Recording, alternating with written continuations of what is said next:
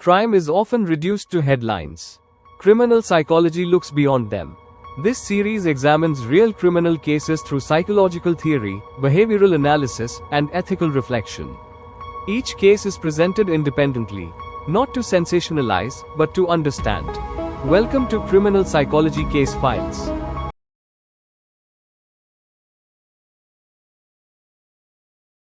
All right, so today we're going to get into the mind of a predator who didn't really need to chase his victims. He just lured them in with a smile. This is the psychological case file of Charles Sobhraj. You know, to really get this story, you kind of have to rethink what danger even looks like. It's not always the loud, obvious physical threat you might imagine. Sometimes it starts with something as simple as an invitation, an offer of help, maybe a shared meal, a place to crash for the night. It's a very carefully crafted opening move. And then you get the mask of charm. That smile that just radiates safety, practically begging you to let your guard down. And crucially, they listen. But not because they care. No, they're listening with a purpose. They're mapping out your vulnerabilities, what you need, what you're afraid of. They're literally gathering intel. And right there, that's the core paradox, isn't it? The most effective predators, the really dangerous ones, they don't always use force, at least not at first. They weaponize connection. They use charm. So yeah, we're diving deep into the methods and the mind of Charles Sobhraj, a man they called the Serpent, and without a doubt, one of the most infamous manipulators of the 20th century. So who was Charles Sobhraj? Well, to even begin to understand his psychology, we've got to look at the man himself and the clinical framework that helps explain what he did.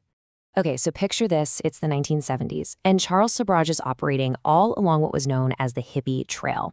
Now, his targets weren't random at all. He specifically went after young Western travelers, people who were isolated, far from home, far from any kind of support system. And he was a total chameleon, constantly shifting identities with a whole collection of stolen passports. And this is where things get really fascinating and, frankly, disturbing. I mean, while his crimes often did end in violence, the real complexity, the real genius of his method was in the psychological control he established long before any physical harm ever took place. From a criminal psychology standpoint, I mean, Sobhraj is pretty much a textbook case of what we call primary psychopathy. And let's be clear, this isn't about someone being out of touch with reality. It's a cold, calculated condition, and it's defined by a profound lack of the emotional hardware that, makes most of us human. So let's break down exactly what that means. You've got the superficial charm, he could turn it on in an instant. Then there's the incredibly shallow emotional landscape, a total lack of empathy.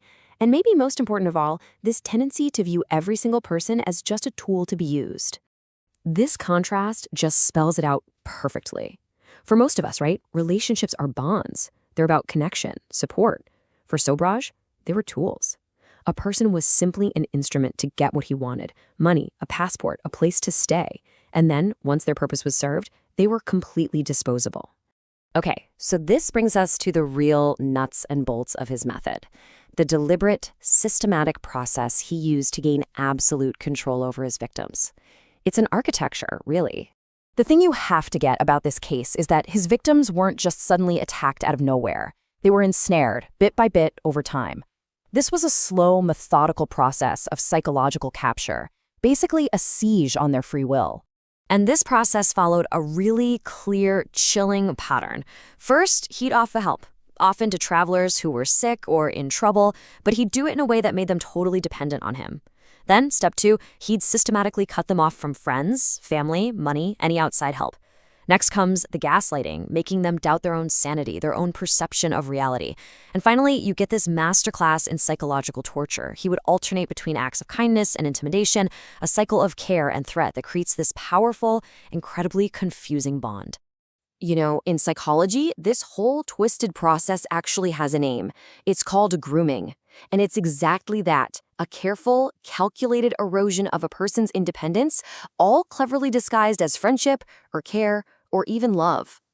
And this, right here, is such a critical point. People always ask, well, why didn't they just leave? And the answer is, they couldn't. They weren't free to choose. They didn't stay. They were conditioned. All right, so now that we've seen his methods, let's connect the dots. Let's talk about the patterns in his behavior and what that all means for his criminal responsibility. This chart lays it out so clearly. On one side, you have his behaviors, the constant identity manipulation, the strategic deception, that emotional detachment. And on the other side, you see how that directly translates to legal culpability. This all points to meticulous planning, concealment, and a full awareness of the consequences. I mean, from a forensic standpoint, it's a slam dunk. He knew exactly what he was doing. And I really want to be clear about this. This wasn't a case of mental illness in the way people might think. There's no evidence he had a break from reality. No, his actions were driven by a profound sense of entitlement and an ice-cold desire to exploit other people. This was awareness without a conscience. So, wrapping this all up, why is it so important to pick apart a case like this with such clinical precision? Why does this matter today? What's the real lesson here? Well, it leads us to a really tough but really important question. Media narratives can get fascinated by charismatic criminals, right? And sometimes they shift the focus from the horrific harm they caused to some kind of dark, mysterious legend. So, how do we tell the story of a monster without accidentally creating a myth? The answer really is all about restraint. When we look at cases like this, we have a huge ethical responsibility to just stick to the facts. That means zero romanticizing the mastermind, absolutely no building up a myth, and under no circumstances should we be blaming the victims who were so systematically manipulated. Because at the end of the day, the whole point of an explainer like this, the point of criminal psychology itself, is not to gawk at the monster. It's to understand the machine. It's to understand the mechanics of manipulation. So maybe we can learn to recognize the patterns and hopefully stop them sooner. The goal is not to sensationalize, but to understand.